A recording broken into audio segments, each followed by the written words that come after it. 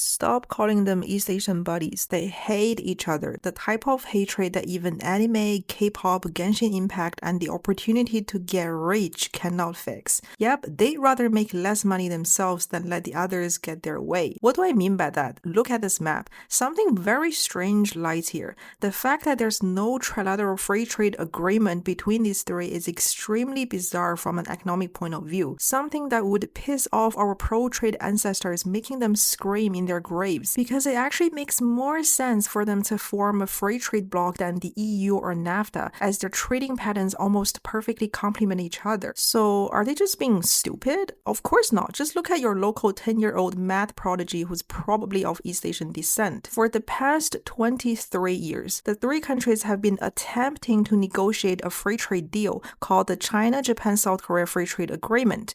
Yet 23 years have passed, the deal is still nowhere near being signed. It is still stuck at the PowerPoint stage, like some college group project everyone keeps procrastinating on. Because every time the three of them manage to slightly agree on something, new beefs and old beefs would resurface, throwing the deal out the window.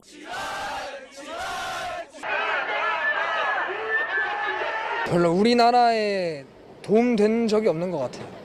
But culture-wise, don't they share a lot in common? The same horrendous work culture, questionable beauty standards, too much love for rice and noodles, social harmony over individualism, etc. Well, unfortunately, proximity breeds contempt. All this cultural and geographical proximity has not led to yaoi bromance, but rather irreparable resentments. Now, when two close countries hate each other, such as in the case of India versus Pakistan, things get ugly, things get bloody. But when three countries hate each other, things get a lot trickier. The triangle is a magical shape after all. So in this video, let's navigate this three-body mutual disdain that's unlikely to disappear anytime soon. First, let's address the elephant in the room, Japan's attitude, aka why Japan wouldn't compensate the way Germany did for the war. Imagine the current German government with Nazis still holding some sort of figurative power. That's outrageous, you may say, but that's kind of what Japan has been like post-war.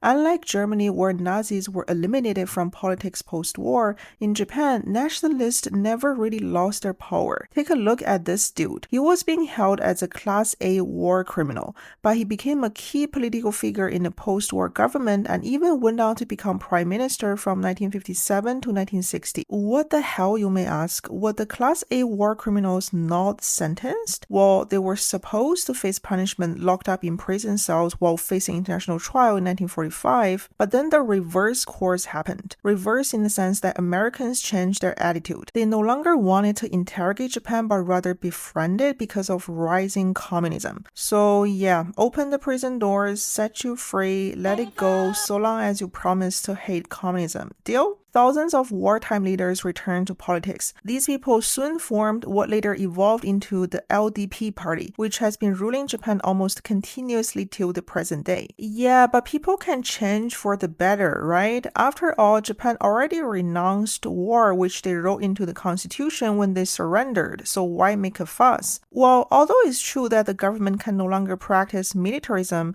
they have been practicing history revisionism, aimed at downplaying Japan's war crimes, saying that it was exaggerated/fabricated by China and Korea.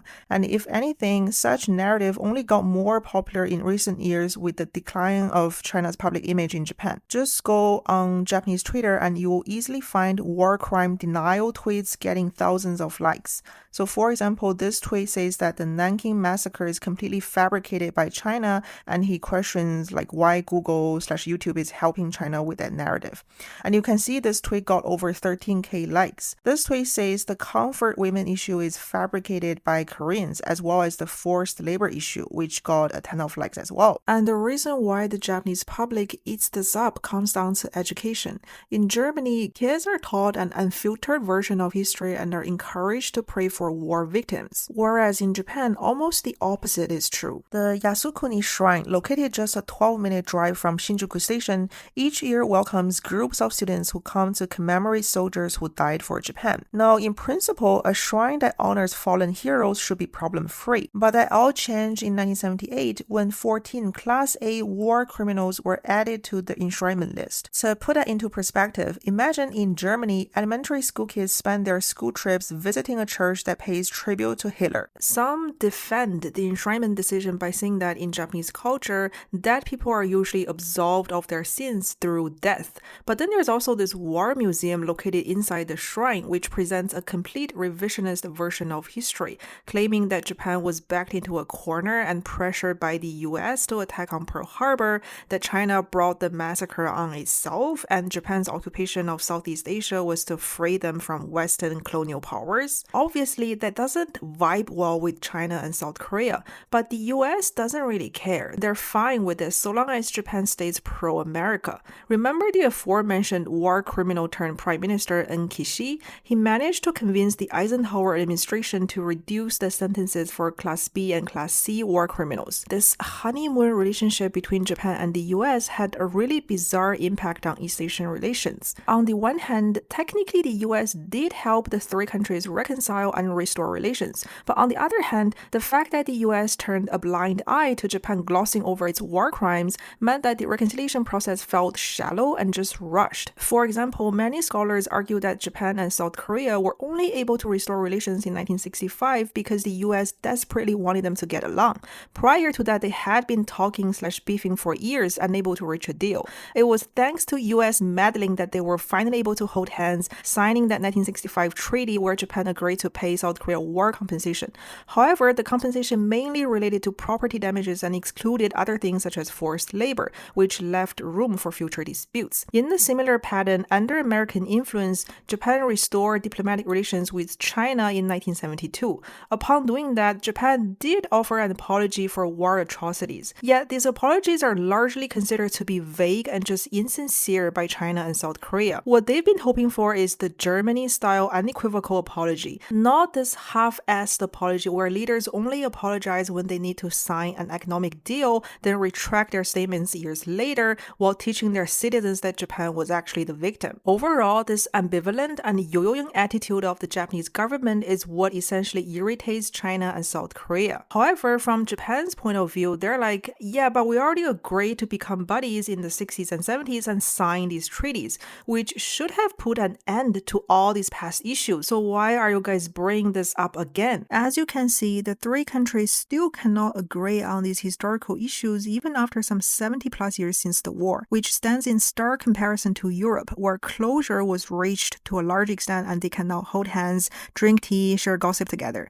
In East Asia, this lingering hatred and tension have planted the seeds for rounds and rounds of future beefs. The most recent and arguably the most intense conflict is the 2019 Japan-South Korea trade dispute, which escalated beyond just a trade issue into what many would call the worst Japan-Korea relationship era since World War II. Now, this whole event slipped off a lot of people's radar because we were busy dealing with something else at that time, COVID. Nevertheless, I think it's really worth bringing up because it makes for such an interesting case study in international relations. Alright, let's look at the timeline. In 2017, South Korea brought up the comfort women issue, which upset Japan because in 2015, Japan had already apologized and promised to pay compensation to victims. Now, South Korea argued that the 2015 deal did not consult victims or their families. Since their voices were absent, negotiations had to start over. Japan strongly rejected this, arguing that they should just stick to the 2015 deal. While they were arguing back and forth on this issue, in late 2018, South Korea's Supreme Court ordered several Japanese companies to compensate the families of forced labor survivors from World War II. Japan again strongly rejected this, arguing that the 1965 treaty should have settled all problems in the past, so why are you bringing this up again? Then after a series of beefing, in July 2019, Japan retaliated with trade restrictions. And not just any trade restrictions, this one was the real deal. The materials they restricted from exporting are essential in memory chip production, which is Korea's most vital economy, with Samsung and SK Hynix producing 2/3 of the entire world's memory chips. So it basically put a chokehold on South Korea's economic bloodline. To put into perspective how crucial these materials are, when Japan dropped the restrictions, the chairman of Samsung had to personally travel to Japan in a desperate attempt to source these materials. And not only did this affect the Korean economy, the entire global tech sector was disrupted, as memory chips are used in everything from smartphones to cars, etc. We even had American tech companies like Intel and Qualcomm writing a joint letter to the Korean and Japanese trade ministers, urging them to stop this trade war, saying this is disrupting fueling the global economy. Even President Trump, who, let's be honest, is typically nonchalant about mediating relationships, said he was concerned. They have to get along with each other. South Korea and Japan are fighting all the time. They've got to get along. This is a photo of the U.S. Secretary of State, I guess, trying to mediate between the Korean and Japanese foreign ministers. Well, good luck, buddy. In South Korea, anti-Japan sentiment rose to record high.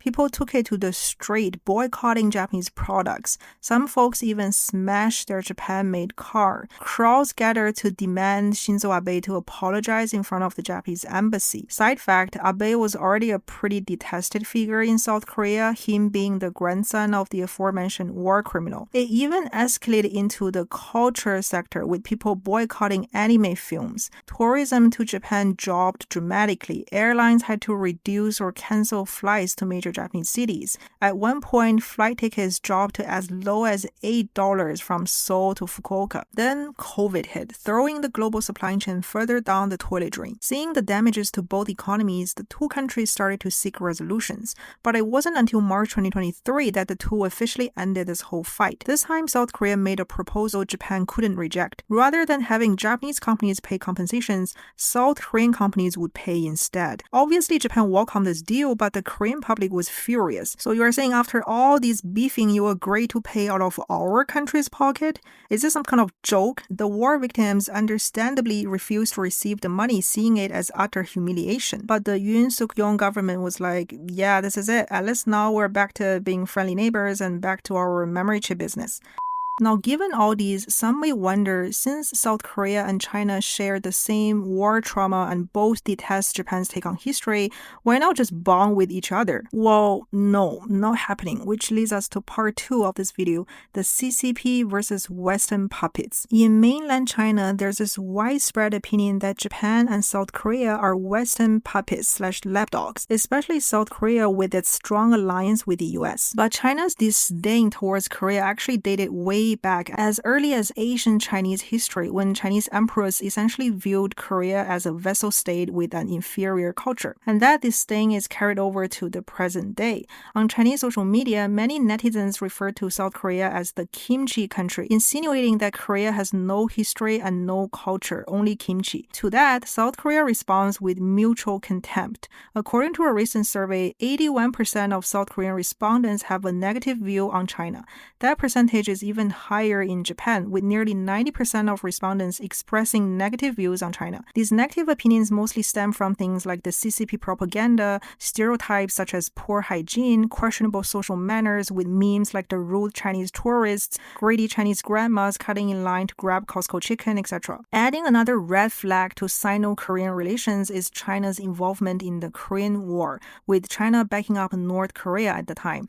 Now, I want to point out that China's general public does not view North Korea positively. Like, Chinese people are aware that North Korea is a terrible country, but the Korean War is taught as a righteous act against American aggression, the narrative being that had China not backed North Korea, the US would have invaded China. So with this background in mind, let's talk about the BTS versus China incident in 2020. So on October 7, 2020, BTS received an award named after an US Army commander in the Korean War. The award was meant to honor the 7th anniversary of the Korean War, as well as rewarding BTS for their contributions to Korea-US relations. During the acceptance speech, RM, the leader of BTS, mentioned that South Korea shared a history of pain with the US. This remark immediately angered Chinese netizens. According to them, by siding with the US, BTS by default humiliated Chinese soldiers who fought for the opposite side. Netizens started calling for BTS to be cancelled. For example, this post says, "I regret having liked BTS. I will not spend any money on BTS anymore. The 7 years of liking them is a joke. BTS, get the hell out of the Chinese market. They might as well just become American. They're pampering the US with money earned from Chinese fans." Now, speaking of K-pop, have you noticed a strange phenomena?